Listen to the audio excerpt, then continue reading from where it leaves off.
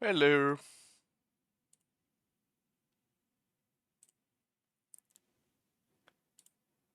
That's not it. That's not it.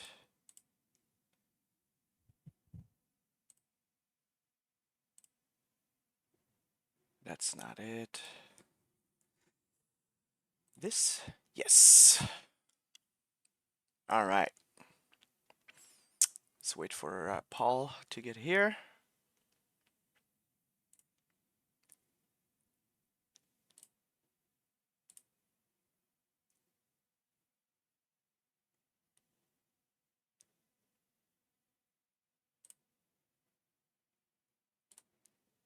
You're on it. Perfect.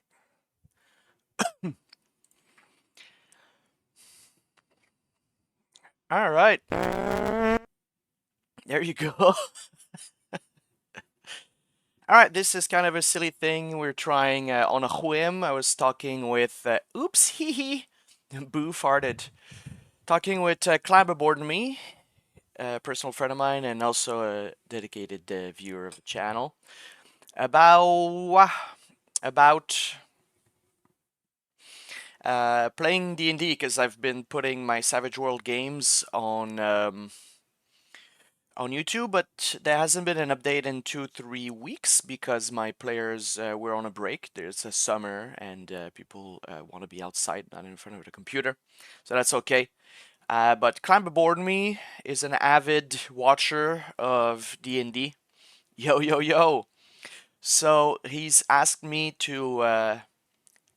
We were just talking about AI and creating board games and stuff like that, and I told him I wanted to try playing Dungeons Dragons and being DM'd by Chat GPT. So we'll see how it works.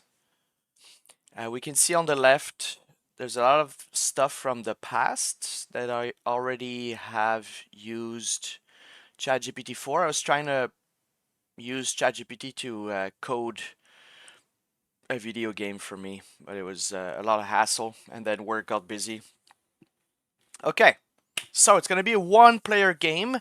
If you're very, very old school with gaming, you're gonna remember um, text-based games on the computer. Before computer games even had graphics, it was just a text, and you had to type what you wanted to do, and if it was the right action, like I opened the door, the game would progress.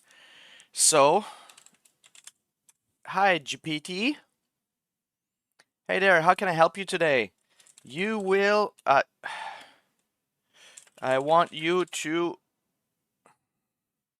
get to, I want you to read all the rules for Dungeons and Dragons 5th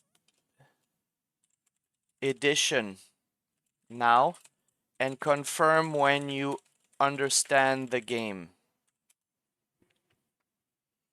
You're already familiar with the core rules. Okay.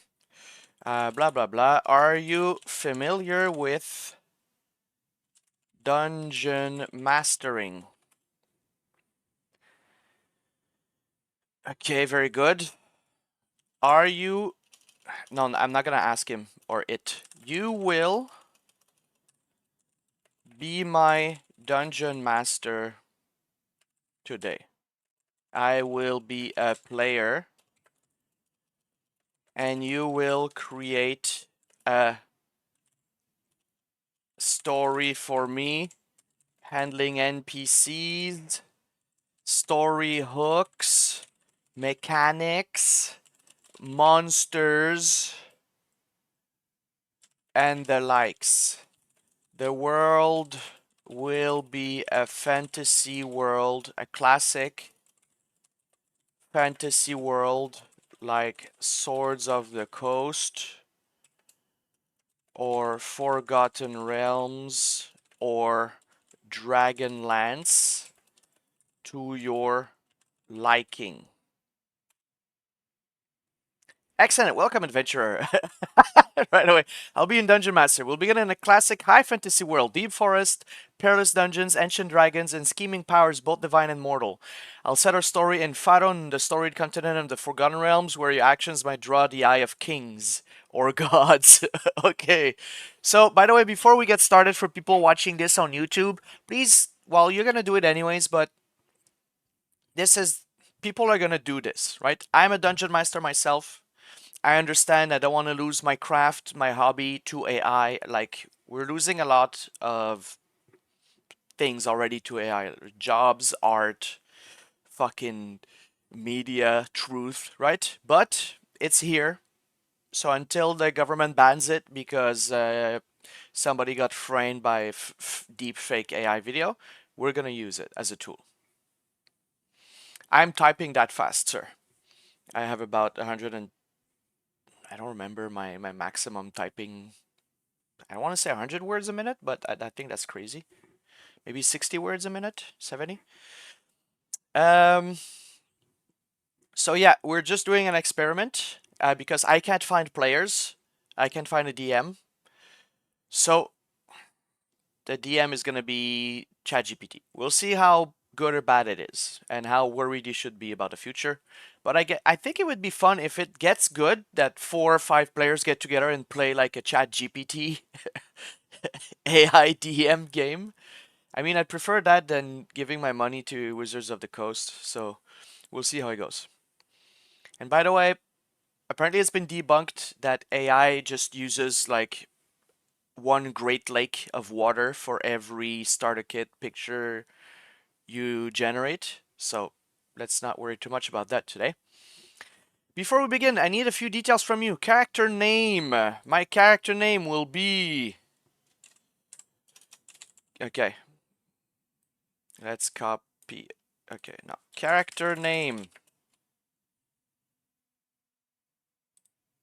Actually, I prefer Pathfinder and Savage World to D&D, but D&D is simpler, so maybe it's easier for ChatGPT. Character name: Cilantro.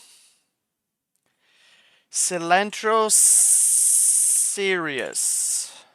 Sirius. Excellent name. Already sounds like a hero destined for legend, or at least infamy with little icons. Let's continue fleshing out your character before beginning the adventure. Race. I shall be a halfling. A halfling, excellent. Small in stature, large in spirit. Class. I will be. I want to be. I want Cilantro to be a raging barbarian. Starting at level 3. Because the lower levels in D&D are boring. Ah, a halfling barbarian raging against the world from knee-high. Glorious. Starting at level 3 means Cilantro has chosen a primal path already. That gives us a lot to work with. So they really do know their stuff. Yeah, because I get ChatGPT is genderless. Look at this. Path. Choose one: Berserker, Totem Warrior, Wild Magic, Zealot, Beast, Battle Rager. Path. Berserker. Rage Incarnate, packed into 3 feet of muscle and fury. Someone's ankles are about to have a very bad day. Okay, ChatGPT reads Reddit for sure. Okay. What's Cilantro's background? Just pick one and we're ready to begin the story. Wow. You can make one up and I'll handle the mechanics in the background. I want Cilantro's background to be of a line cook. He used rage to fuel his cooking skills.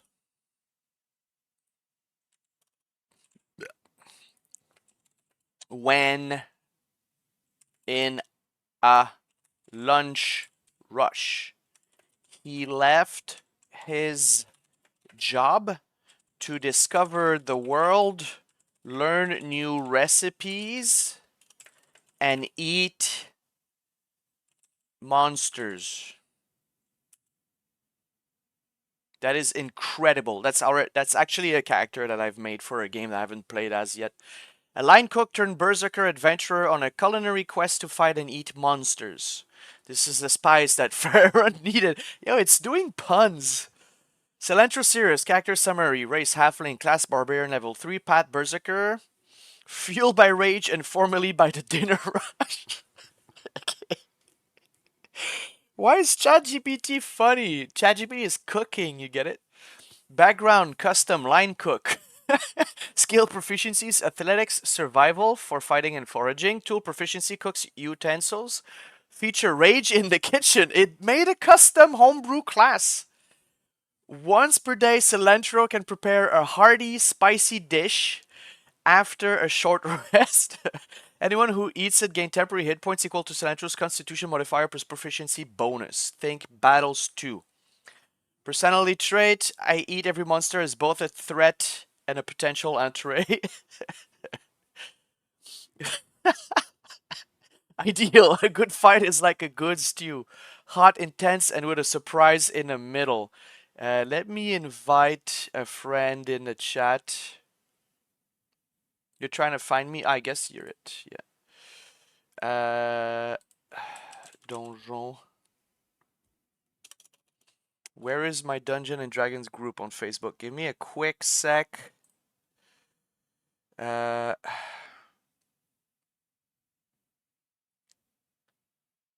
Here.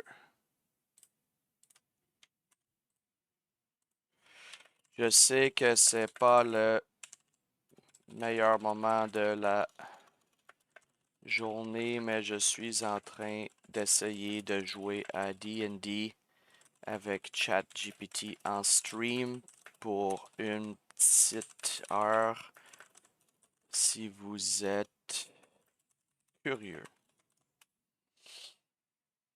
All right. Ideal. A good fight is like a good stew, hot, intense, and with a surprise in the middle. Bond. I carry my old frying pan as both a weapon and a reminder of where I came from. Yes. Actually, I wanted the frying pan to be like the shield and the cleaver to be the weapon. Flaw, I get offended when people say monster meat is too chewy. Adventure hook. The world of Fire Run is dangerous, and Cilantro knows danger often tastes like chicken. Tells Paul, if you could read this with your Irish voice, it would be so good. Tales have reached you of a strange ruin deep in the Cormenthor forest, where unnatural beasts roam, ancient and mutated, untouched by mortal pans. By mortal pans for centuries. They say no one returns from the ruins of Kravnok. Is it a real thing? Let me pull up a map. I'm very just curious. I'm opening something on the other side.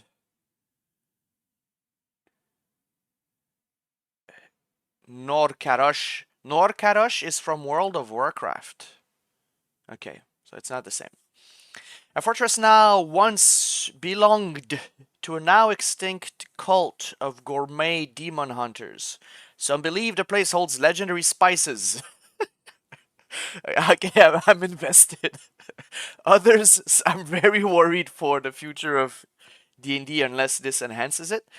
Others say it's cursed. Dude, I could generate dungeon descriptors on the fly with Chat GPT as I play, as I DM. Cilantro just wants to know if whatever's screaming in the cellar pairs well with garlic.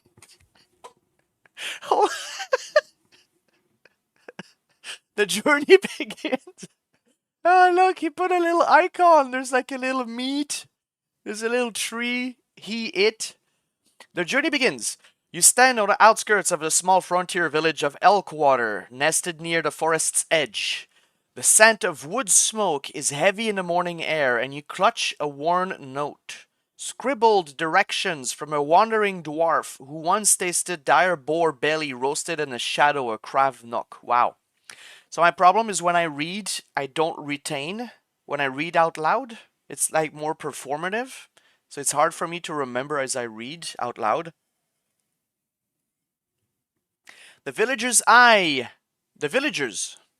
Okay, I'm at a frontier village of Elkwater. I got stuck with a lake because elk water. Elk water sounds gross and stinky. The villagers eye you with suspicion or confusion. You are, after all, a shirtless halfling with a great club, a frying pan strapped to your belt, and an apron that says "Kiss the cook if you dare." From the center of the village, a grizzled half elf woman waves you over. You there, adventurer. You're headed for the ruins, aren't you? Oh, of course it's gonna be railroaded, right? You'd better speak with old Bren. He's seen something foul in the woods, something hungry. Do you? Approach the half-elf and speak with her. Head straight towards the woods, eager for your first course. Visit the village inn or market first. Do something else entirely. The kitchen is open. What does cilantro do? Can we retcon that I use a cleaver as my weapon, but mechanics wise, it would be like a great axe? Absolutely, we're in full flavor mode here. Fuck. Redcan approved. Cilantro. Oh, he approved it. Excusez-moi. Cilantro Cirrus wields a massive iron cleaver, pitted and stained from years of chopping through both meat and mayhem. Holy shit! It's practically the size of his torso, and when he rages, the blade hums with culinary violence. Oh my god. Weapon, butcher's cleaver, flavor, gigantic kitchen cleaver, chipped and blackened from use, might still smell faintly of basil and demon grease. Mechanics functions exactly like a great axe. 1d2 slashing, heavy two-handed, perfect for critical hits when raging. Bonus detail on a critical hit, you instinctively yell the name of a dish you're going to make from the target's remains. Yo, okay, I'm not the first one doing this. Chat GPT is experienced. You're enjoying my enjoyment of it? I'm happily surprised. I've also had a lot of coffee. My legs are shaking. We're ready to continue.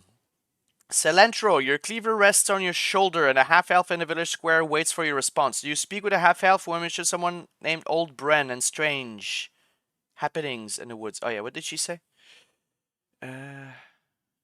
You there, adventurer, you're headed for the ruins, aren't you? You better speak with Old Bren. He's seen something foul in the woods, something hungry. I asked the villager for directions to Old Bren. You step forward, cleaver hanging low at your side, and nod to the half-elf woman. Her dark eyes, sharp as flint, meet yours with a mix of wariness and relief. Old Bren lives by... She's scared of me, and I'm tiny. I'm a halfling. I'm like this tall. Old Bren lives by the edge of town. Can't miss the ramshackle cabin with a crooked chimney and smoke that smells like burnt pine. Wow. You know, they say to... There's a cheesy advice, but to be a good DM, describe smells, not just sights. She points down a narrow dirt lane lined with crooked fences and wildflowers. The morning sun filters through the trees, casting dappled light on the rough path. If you're going after the ruins, you'll want to talk to him first. He's seen things. Things you won't find in any cookbook. The villagers are doing puns too. You make your way towards the cabin, the sound of the village fading behind you as the woods grow closer. Birds chirp nervously overhead. The air carries a faint scent of damp earth and pine. You arrive at a weather-beaten wooden cabin. Oh man, I want to go camping. Surrounded by piles of firewood and scraps of metal hanging from nails. Scraps of metal, okay. Smoke curls lazily from the chimney. The door creaks open, revealing a grizzled man with a tangled beard and sharp gray eyes. His hands bear the calluses of a lifetime of labor. You're the halfling with the big cleaver, yeah? He asks. He already knows me, voice gravely. Name's Bren. Heard you're poking around where you shouldn't. I just got here. He eyes your weapon, then gives a grunt of approval. Wow. The woods are restless. Strange noises at night. Growls, snarls, like beasts twisted by some dark magic. I don't reckon it's natural. He steps aside, gesturing for you to enter. Sit a spell, I've got some news, and maybe a warning. Do you sit and listen carefully to Bren's tale? Ask Bren if he has any supplies or gear to aid your journey. Show Bren your cleaver and ask if he knows any monsters you could cook. Decline and head into the forest immediately. Do something else. What's Celestro's next move? Can I roll an insight check to see if Bren means well? Absolutely. Go ahead and roll an insight check for Cilantro. Since you're level 3, you'll roll a d20 and add your wisdom modifier plus your proficiency bonus if you have proficiency and insight from your background or otherwise. If you want, I can roll for you. Just tell me your wisdom modifier and if you have an insight proficiency. Or you can roll and tell me the results. What do you prefer?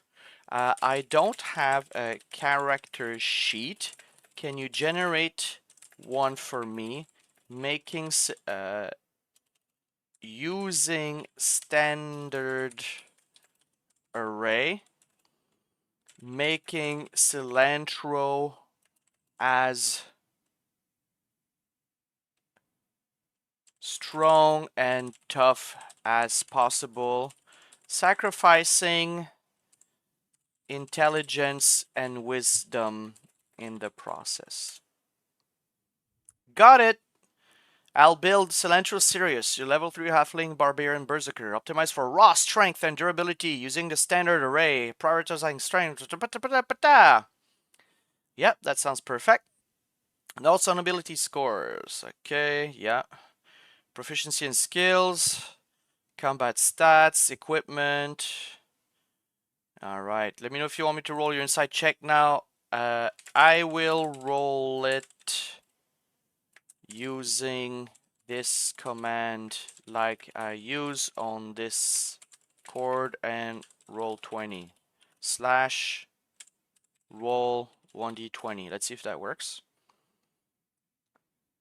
You're in aha, so your final insight check result, let me know the roll number. Okay, so I guess I'll use my die. Well, I can't roll on camera. Well, you have to trust me, guys. Boop. Critical fail! I rolled a 1. Oof. An actual 1 on the insight check. That's a critical failure in reading Bren's intentions. You get a strong sense of something off. Maybe Bren is hiding more than he lets on, or perhaps your fiery temper makes it hard to gauge subtlety. Either way, your gut tells you to be cautious. Bren's eyes narrow as you hesitate, but he clears his throat and continues. He notices my insight check. Look, I don't blame you for being wary. This place, it's got teeth. You don't want to wander blindly. Despite your doubts, you feel the weight of his words. Press band for more details about the strange noises. Ask Bren if he has any weapons. Show him your cleaver. Decide to trust Youngstown and leave the cabin. No, I'm gonna step in the cabin. What were my options earlier? Listen, sit. I will step inside Bren's cabin carefully, keeping an eye on him, and sit on the seat he has offered so that I can listen to him. You step inside the cabin cautiously, your cleaver resting heavily on your shoulder as you scan the dim interior. The rough wooden walls are lined with hunting trophies. Wow, I'm gonna try to recruit Bren. Bear pelts, antlers, and a rack of crudely made weapons. A faint smell of pine smoke and cured meat lingers in the air. Old Bren watches you carefully as you take the offered seat, a sturdy wooden stool scarred from years of use. He settles across from you, leaning forward and lowering his voice. The noises started about a fortnight ago. At night, there's growling and screeching like nothing natural. Hunters sent after game haven't returned or come back mad as hags. The trees themselves seem twisted like some dark magic's taken root. Get it? Tree taken root. He pauses, eyes shadowed. Wow, I'm reading a manga. Then there's the ruins of Kravnok. Used to be an old fortress, a place where a cult once hunted demons and maybe learned to cook him too. The ruins are said to be cursed, but something's stirring there again. Stirring, cooking, get it? He taps a gnarled finger on the rough wooden table. If you're heading in, take this! He hands you a small worn leather pouch. Inside you find a few dried herbs and a crude healing salve. May not be much, but it's better than empty hands. Oh, by the way, make fights balanced for my level. Absolutely. Okay. Ask Bryn more about the cult and the ruins. Inquire about the kinds of monsters reported near the ruins. Thank Bryn, take the pouch and head into the forest. Stay and rest a bit to prepare. Maybe cook a meal. I would like to recruit Bren into my party. Nice move. Having an experienced local by your side will definitely up your survival and maybe your cooking game. You say to Bren, I could use a guide who knows these wood and their secrets. How about joining me on this monster hunting, recipe finding adventure? I think Chat GPT is just always going to tell me yes. However, so because some DMs will say no, that doesn't work, or make you roll for something. So I have to be careful how I play, I think. But it makes it kind of interesting too. Bren eyes you for a moment, stroking his beard. I'm no stranger to trouble, but I've been stuck here too long, and I like the sound of someone who knows their way around a cleaver. He grins, a rare sight. All right, halfling, I'm in. But know this, the forest won't wait for us to be ready. Bren joins your party! Da-da-da-da! NPC companion Bren, veteran hunter. Roll, scout, tracker, and range support. Nice. Personality, gruff but reliable, wary of magic. Loves a good campfire story. Abilities, moderate combat skill, keen senses, some knowledge of local lore. Limitations, not a frontline fighter like you. Next steps. So I tell Bren, let's prepare to head into the forest and get rid of this strange monster seemingly haunting it. That way we will make these surroundings safer and maybe get a reward from the villagers. Who knows?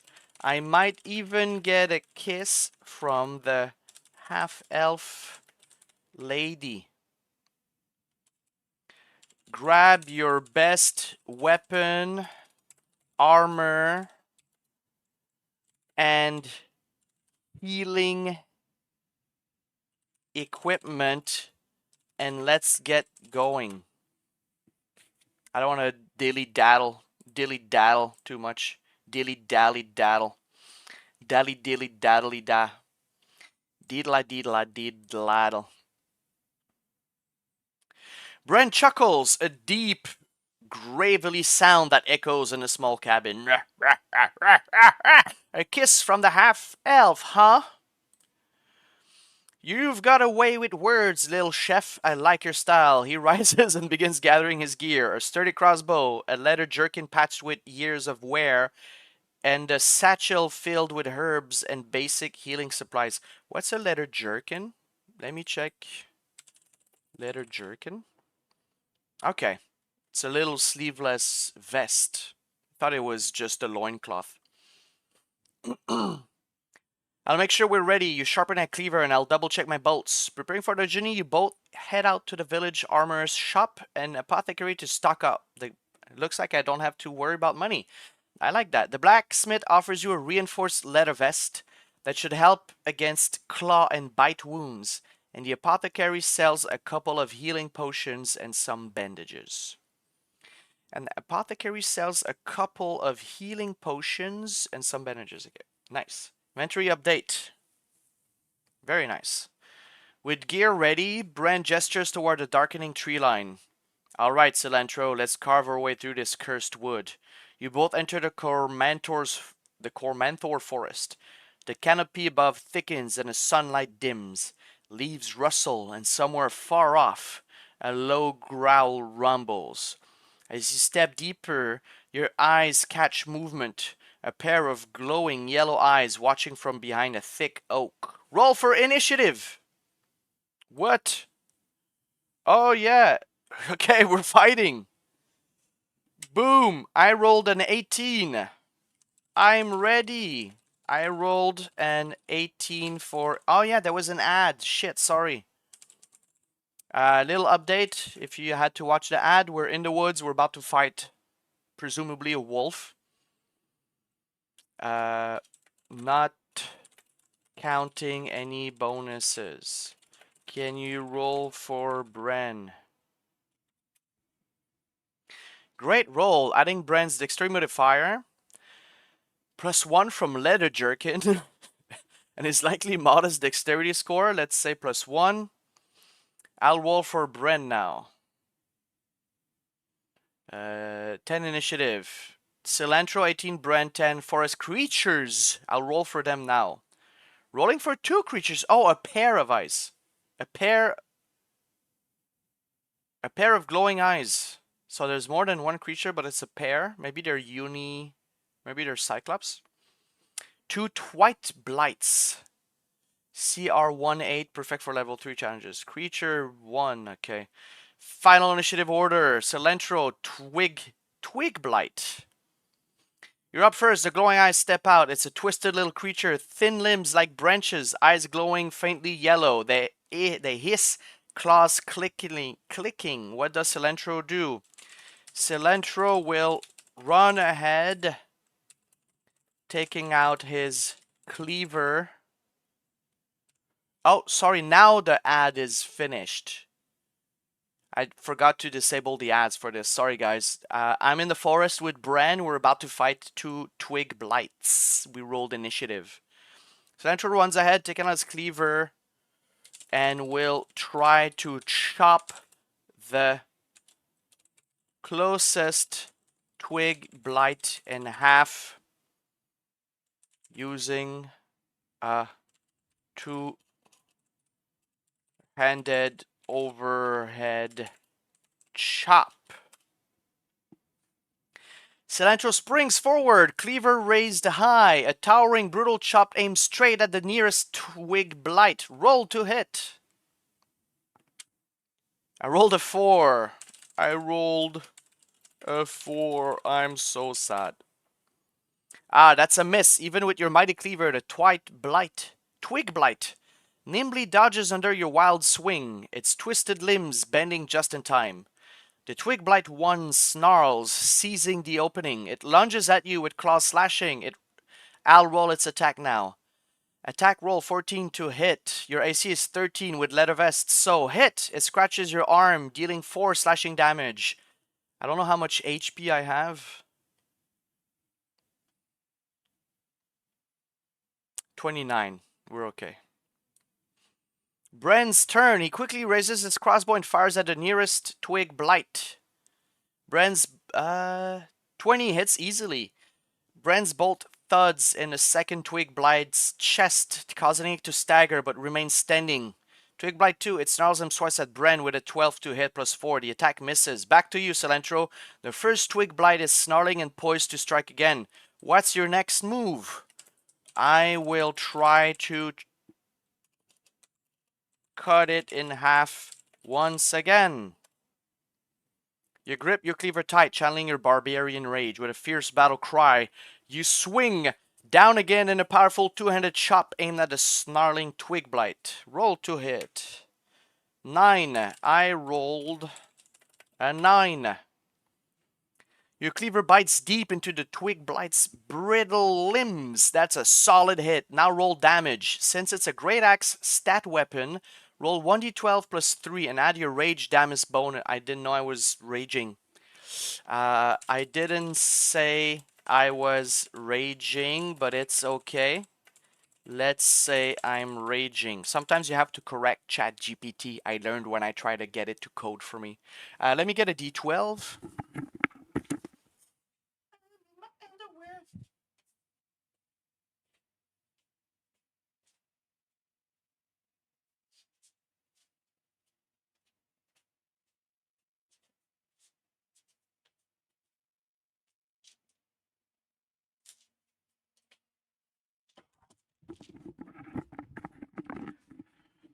I heard that if you dance in your underwear on Twitch, you'll get more views. So sorry about that.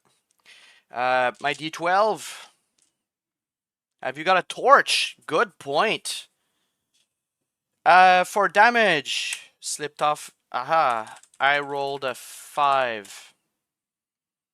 Perfect. Since you're raging, the damage get that sweet +2 bonus. So your total damage is 5 plus 3 plus 2, 10 damage. Your cleaver crashes through the twig blight's brittle branches, shredding it badly. The creature lets out a screech of splintering wood and collapses in a heap of broken twigs. Now it's Bren's turn again, facing the second twig blight, which is still standing but looks hurt. What's your plan? I scream to Bren. Save your bolts. Use your torch and burn the vile thing. The vile abomination.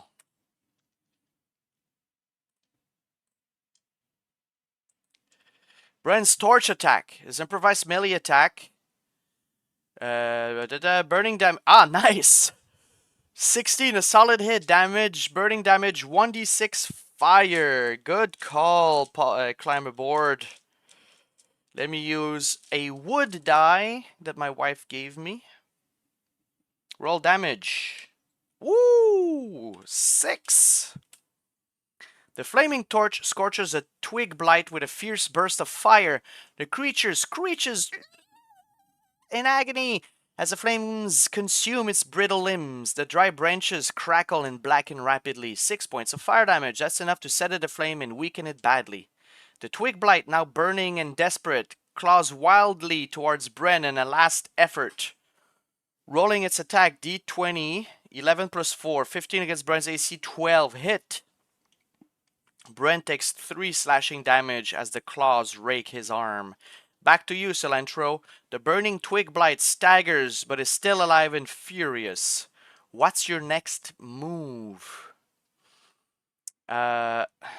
I will try to finish the monster, positioning myself in a way to get the flanking bonus. Attack! Great thinking! Flanking grants you advantage on your attack roll. So roll 2 d20s. Take the higher and add your +5. Go ahead and roll. Eesh. A 7 and a 1. Taking the high roll, that's a 7 plus 5, 12 to hit. Unfortunately, 12 doesn't quite reach the twig blight's AC of 13. Yeah, flanking is advantage. Your cleaver swings wide and the burning creature dodges just in time, snapping a charred branch in your direction. The twig blight lashes out with its claws again. Hits, 4 damage to me. Your turn again, Cilantro. The twig blight looks battered but still dangerous. What will you do? Didn't you skip Bren's turn? You're absolutely right. What the fuck? My mistake. Bren's turn should come right after the first twig blight's attack. Bren's turn. Seeing the twig blight still alive and burning, Bren readies his crossbow again. 7 damage. Bren's bolt strikes through, piercing through the smoldering branches. The twig blight lets out one final crackling shriek before collapsing into a pile of charred twigs. Both twig blights are now defeated. You and Bren stand victorious in the dark forest clearing, smoke curling from the remains of the second blight. What do you want to do next? Search the area for loot or clues. Follow Bren deeper into the forest. C'est quoi dépecer en anglais? Dépecer. Let me translate something real quick. Google Translate. Dépecer. Français à anglais. Cut up. I want to cut up the twig blights to use their bodies as fire for as fuel for a future fire. Great idea, turning your foes into practical fuel. You take out your cleaver and begin chopping the brittle, charred remains of the twig blights into smaller pieces. The dry wood snaps easily under your powerful swings, perfect for kindling a roaring fire later. You and Bren gather enough to build a solid pile of fuel. Bren nods approvingly. Smart. Nothing goes to waste out here. While working, you notice faintly glowing bits embedded in the wood, some kind of dark magical residue left behind by the blights. Do you want to investigate the magical residue? Pocket some of the glowing wood? Move on deeper? Yes, investigate. Yes, investigate the residue carefully. You crouch down, examining the faintly glowing fragments carefully. The magical residue pulses softly, like embers of a dark enchantment still alive within the blight's remains. With a steady hand, you collect a few tiny shards of this glowing wood into a small pouch, careful not to disturb its fragile nature. Bren peers over your shoulder, muttering, "This magic's old and dangerous. Whatever's causing this, it's not just nature gone wrong. You sense this residue might be valuable, either for crafting, bargaining, or uncovering more about the forest curse. What next? Press Brand for any stories or knowledge. Continue towards the ruins. Head back to the village. Rest and prepare before moving on. I would like to check my surroundings to make sure there are no other monsters around.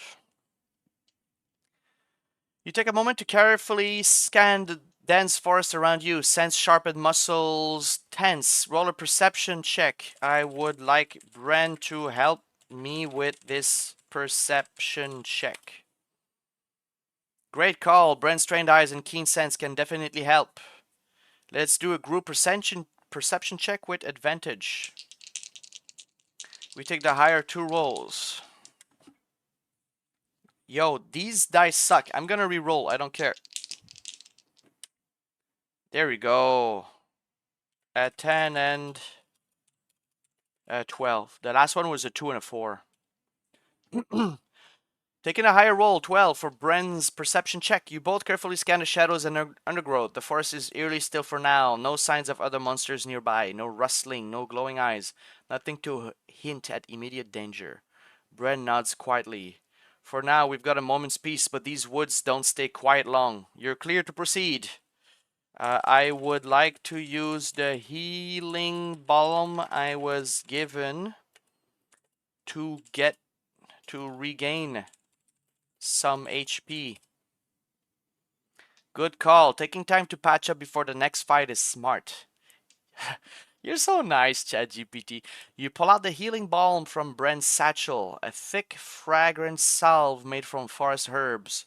Applying it carefully to your wounds, you feel the warmth and soothing relief spread through your muscles. Nice. Roll your healing amount and let me know. 6. Nice. You regain 6 plus 2, 8 HP. Your wounds start to close and the pain eases. You're feeling much more battle ready. Bren watches you with a nod of approval. Looks like you're ready to carve through whatever's next. Did you keep into account my... wait. Chat GPT, does raging grant any damage Resistance? Yes, when you're raging, you gain resistance.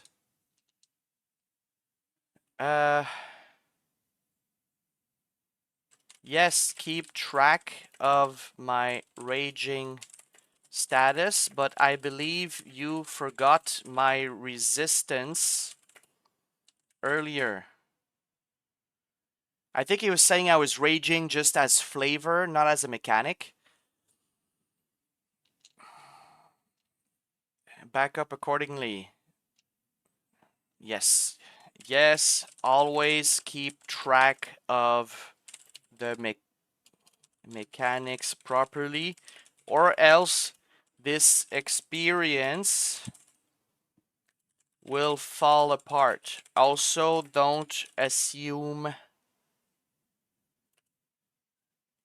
I'm using mechanics. Ask me first. Got it.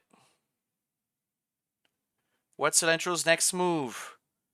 Cilantro and Bren will move deeper into the forest looking for the ruins. They will also keep an eye out on any healing herbs they might find. Oh, I forgot to do a thing because we want to fight.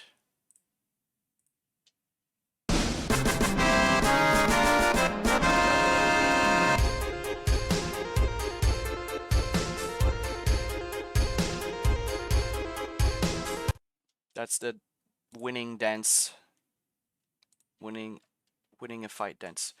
Got it! Cilantro and Bren carefully push deeper into the forest, stepping over gnarled roots and ducking under thick branches. The air grows cooler and a faint scent of damp earth and moss fills your nostrils. You both keep an eye out for any healing herbs, bright green leaves, small blue or purple flowers, or the faint herbal scent Bren mentioned. Roll a survival check to spot useful plants or natural remedies.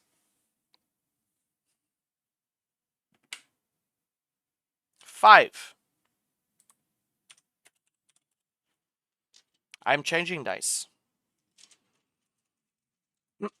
With a 5, plus Cilantro is likely low wisdom modifier. That's a pretty low roll. Unfortunately, you don't spot anything useful for healing or foraging on a stretch of the trail. Bren's roll is better. I'll roll for him now. Nice. Bren spots a small cluster of herbs growing near a mossy rock, likely to help soothe minor wounds or ease pain. He gestures to you. Over here, these might come in handy later. You find some minor healing herbs, enough to make a simple poultice if you want. Let's make that poultice pronto. You kneel beside a mossy rock with Bren, carefully gathering the healing herbs. With steady hands, you crush the leaves and flowers into a fragrant, soothing paste. A simple poultice to ease wounds. Applying it to your sore muscles and scratches, you feel warmth and relief spread through your body. Restore 1d4 plus 2 HP. Roll your healing amount and let me know. Do I have a d4 in this? Yes, I do. A 3. Good call. Every bit helps out here. The first darkens slightly as the canopy thickens overhead, and in a distance you start to make out a faint outline of ancient stone ruins cloaked in vines and mystery. I ask Bran if he got injured in the previous fight. You glance over at Bren, concern flickering into your eyes. Hey Bran, you alright after that scuffle? Did the blight get the better of you? He flexes his arm where the claws had raked him and gives a small grimace. Aye, the scratches sting, but nothing serious. I'm good to keep going. Nothing I can't handle. He wipes a smear of dirt and dried blood off his sleeve and looks back towards the ruins, steely-eyed. But thanks for asking. You're the one who took the brunt of the fight. What will you do next?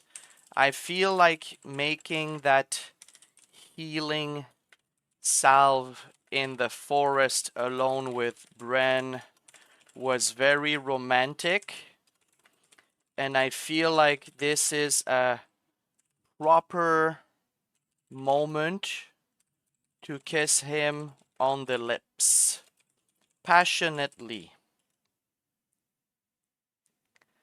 The quiet forest around you feels charged with a new energy. As you meet Bren's eyes, the tension between you sparks and builds. Without hesitation, you lean in and press your lips to his in a passionate kiss. Brent's eyes widen for a moment in surprise. Then he closes them, returning your embrace with warmth and strength. The sound of the forest, the rustling leaves, distant bird calls fade away as you share this intimate moment. Wow, when you finally pull back, Brent smiles softly, a little flush on his cheeks. Well, Cilantro, that was unexpected, but I'm glad. Your bond feels stronger now. This moment could change how you face the dangers ahead together. Ready to continue exploring the ruins of Kravnok or something else on your mind? Yes, I'm ready.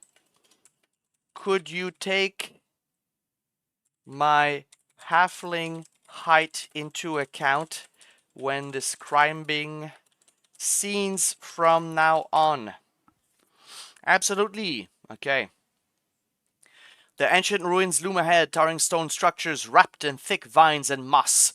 To you, these weathered pillars and archways rise like colossal monoliths, shadows stretching long and deep, creating pockets of darkness beneath the giant stones. The forest canopy filters shafts of sunlight that barely reach the forest floor, making every step feel like a journey through a grand ancient cathedral built for giants. Bren, standing a good deal taller than you, scans the surroundings carefully, his footsteps heavy but sure. What do you do as you approach the ruins? I want to grab a stick and throw it, a stick or rock, and throw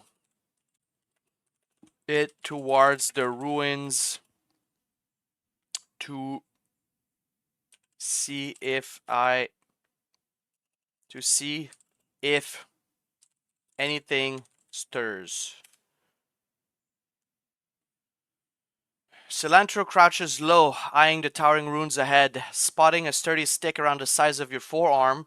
Perfect for a quick toss. You gather it in your hand.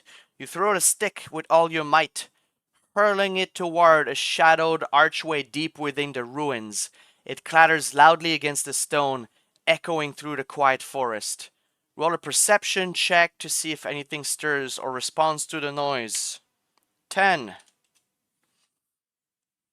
You watch intently as the stick bounces and clatters among the ruins. For a moment, only silence follows. Then, just a faint, soft rustling from deeper within the shadows. Something moves, but it's distant and cautious, not rushing towards you. Bren narrows his eyes, gripping his weapon tighter. Something's there, but it's not ready to show itself yet. What do you want to do next? Approach the ruins carefully, read ready for anything, call out to whatever's inside trying to communicate, prepare an ambush and wait to see if it reveals itself. Something else. I want to make hissing noises like calling a cat. You cup your hands and softly make gentle kissing noises, mwah, mwah, like calling a curious cat. The rustling in the shadows pauses, then a low, almost amused chuckle echoes back. A pair of gleaming eyes appear briefly in the gloom, watchful but intrigued. Bren raises an eyebrow, smirking. Well, that's one way to get attention. The creature hasn't fully revealed itself yet. What do you want to do now? Does Bren speak Sylvian? Yes, Bren does speak Sylvan, the ancient language of the forest and its fey inhabitants. Growing up near these woods, he learned it to communicate with creatures and spirits that dwell here. If you want, Bren can try to speak Sylvan to the creature to establish peaceful contact or gather information. Would you like Bren to attempt that? Yes. Bren takes a deep breath and steps forward slightly, his voice lowering as he begins speaking softly in Sylvan. My Govanen, friend of the forest. Is that an actual fucking language? We mean no harm. What brings you to these ruins? Let me just Google my Govan real quick. An Elvish dictionary. It's Elven? Well met in Elven. In Sindarin.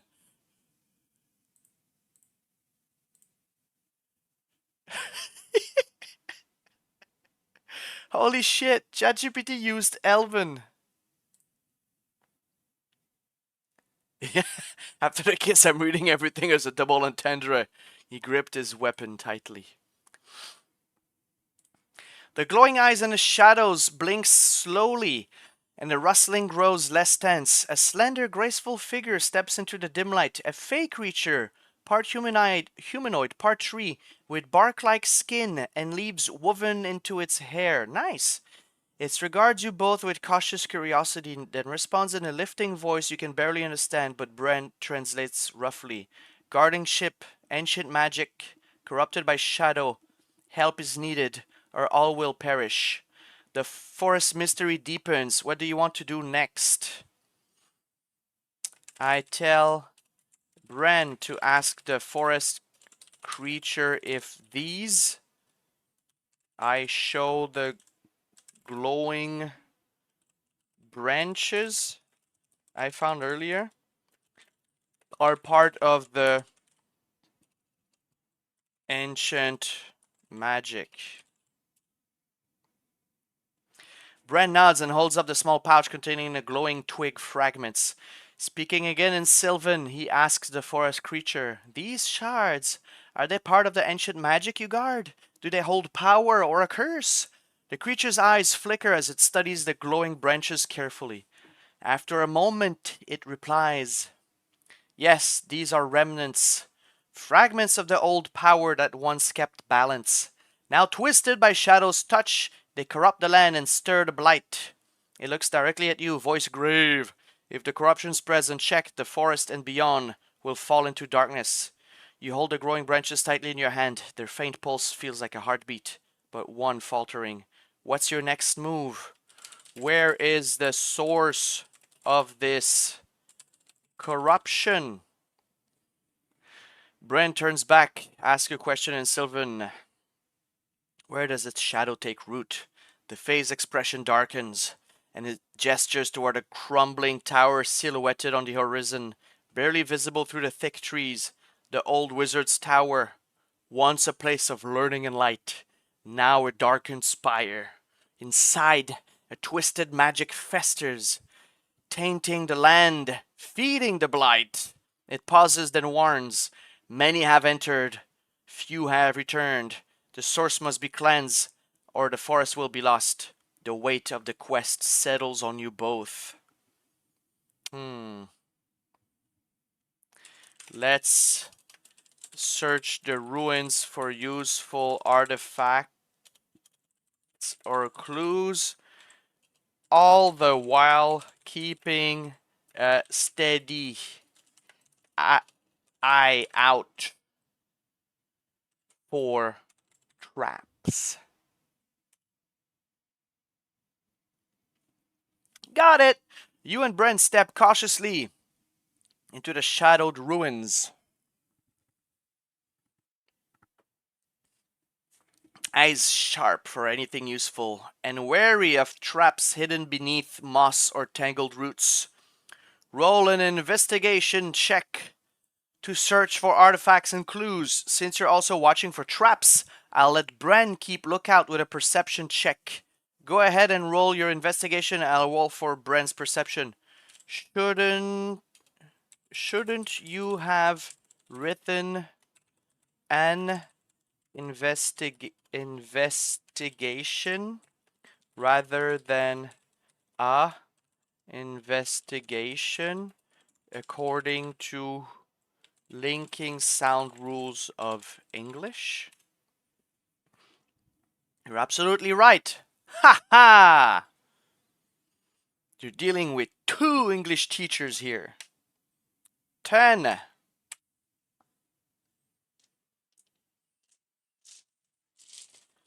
Thinking. Oh, Cilantro's search. Padding across the vine-strewn floor. Everything huge from your halfling vantage. Your nose through toppled crates and crumbled masonry. The light is dim, but you manage to pry open a half-rotted chest. Inside you find an old brass cooking pot. Nice. A tiny clay vial stoppered with wax. Stoppered. The liquid inside glints ruby red. Ruby red. We'll need to identify it later. A length of silvery wire coiled around a broken gear. Looks like fine quality thieves' tools wire. Could replace a snare repair trap. Okay. Bren. Oh. While you rummage, Bren's taller frame scans the shadows above. He suddenly throws an arm out in front of you. Hold, tripwire. Just at your knee height, a taut thread stretches between two cracked pillars. A fallen stone slab balanced overhead would have crashed down on anyone your size. Bren carefully snips the wire, easing the slab back into place. So, I don't know. I don't think it would have put a trap unless I asked for it. But this is also like an old DM trick. Like, let the players build the story a little bit, and this gives the player a small sense of achievement. Like, aha, I found a trap. Haha, because I asked about it. Maybe you never thought there was a trap as a DM, but the player talked about it, you let them find it, and they like feel smarter and more invested in the story. His keen eyes also spot a faintly glowing stone tablet wedged in the rubble. Runes pulse the same sickly hue as your twig fragments. Looks like part of whatever's magic infecting the place, Bren mutters, handing it down. The runes feel cold and tingle against your palm. Loot and clues collected. Could be a key to dispelling the magic at the tower. This is a good quest. This is satisfying. The ruin seems otherwise clear. Wind whistles through cracked arches. No further traps in sight. Next steps. Examine, identify the red vial or rune stone. Press on toward the wizard's tower before dusk. Set a quick cooking fire. Something else. Well, I need to go eat lunch, but this is working. I don't know if we can finish this game later. Maybe because I have the app. Chat, can we finish this game later? Can you save this discussion for a future continuation? Absolutely, we can pause your adventure here and I'll pick it up anytime. I'll remember the key details of your game. Hey, what's up, Sly Fox? I see you in the chat as an icon. All right. When you're ready to return, just say, let's continue Cilantro's adventure, and we'll jump right back in. See you soon, adventurer. That was funnier than I thought, especially the start. So that was interesting. I'll put that on YouTube. If anyone on YouTube watches this, if you have tried this with Chat GPT, let me know how it went for you in the comments. Make sure to like and subscribe, blah blah blah, if you want to follow and see this. This has been streamed on Salt Goblinoid. That's my Twitch channel. And yeah, that was very interesting. Just a short little stream this morning, impromptu, as I was chatting with Clamp Aboard on Facebook. Thank you very much, everybody, for stopping by. And I guess if you want to see more of this, I guess we could make it a thing. And we could even get you guys in it. Like, I know there's like a 10-second delay, so that can be annoying, but you guys could have your own characters and type in your options, your actions in the chat, and we can have a full party. Can you generate battle maps for this type of game? Cyrus, I got into a weird D&D campaign, yeah. What I need from you? Well, since you are the DM, you would have to surprise me with appropriate battle maps for proper combat, using tokens for characters and monsters accordingly. Can you give me an example of how our fight against the twig blights might have looked?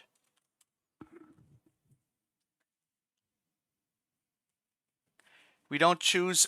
In real life, Cyrus, we don't choose our class, race, or alignments. We use those personality tests. Nice. Lawful good human sorcerer, lawful good vigil ranger. I guess I could do a quick test like that to see what I would have been. Do you have a link or the name of the test you used, Cyrus? D&D personality test. Easy Damus, D&D and me. I guess I'll try D&D and me. Easy Damus. Okay.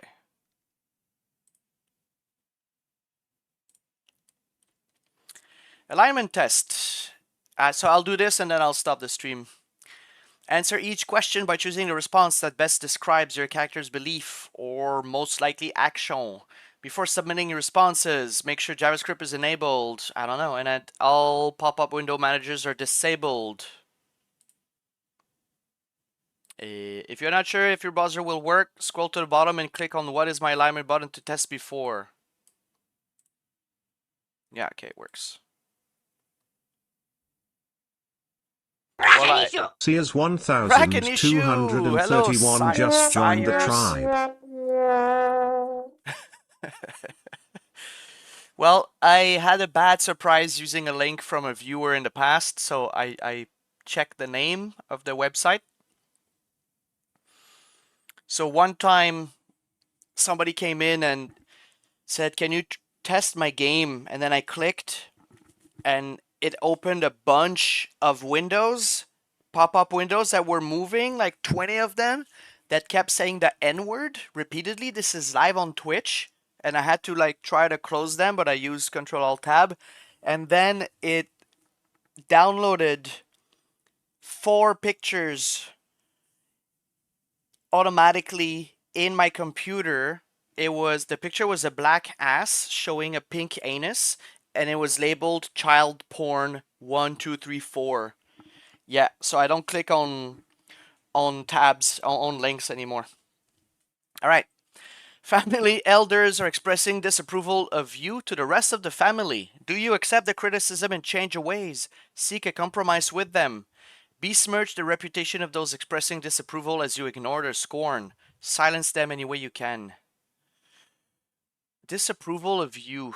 I would seek a compromise. The only well, my mom was pretty disapproving, but I would just ignore her. Ignore their scorn. Would you give up a promising career to aid a family in time of need? In a heartbeat. Would you betray a family member? Yeah. Easy Damus alignment. Awesome. This is just alignment test. Okay.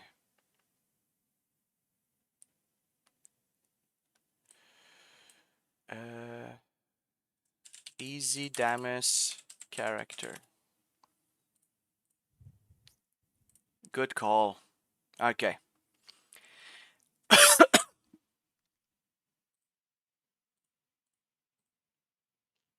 Thank you.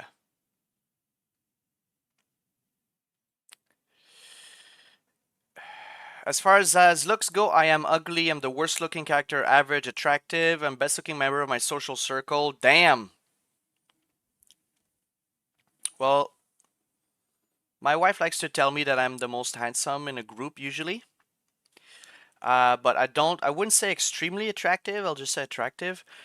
When it comes to memory, I have a really hard time remembering things. I remember most things through subtle details, sometimes elude me. I remember just about everything I'm exposed to. I have photographic memory. The following statement most accurately describes me. Extremely difficult time making new friends. No. I make friends fairly easily and engage in small talk with new acquaintances with ease. After meeting me, people will go out of their way to keep in touch with me. I make new friends everywhere I go. I used to make friends everywhere I go. When it comes to willpower, I have no vices. I have no vices, but I have some vices, and I succumb to temptation only rarely. I have a hard time avoiding temptation and give in too often. Rate your persuasiveness. I can make people do almost anything I want. No, I have a hard time convincing others to do what I want them to do because I don't push, and people, for some reason, think I'm an idiot, and I never know what I'm talking about. The following statement most accurate. Well, that's not true. I got a lot of people to try board games in D&D. I convince others to do things my way some of the time. My following statement most accurately describes my health. I'm sick most of the time. I seem to get sick. I've never missed a day of work. I can't remember. Wow. This one. When it comes to stamina, I'm able to exercise with no ill effects. I have a hard time running. At the moment, yeah. When it comes to leadership. Wait, 140 questions? Tabarnak. Okay, we're not doing that. Not right now. Oh shit! This is the map Chat GPT created. But thank you, Cirrus. I'll save it. I'll finish it later because right now it's lunch. Oh yeah, that's a cool map. Chat GPT. Thank you. Let's use that kind of map in the future. Look at my little halfling.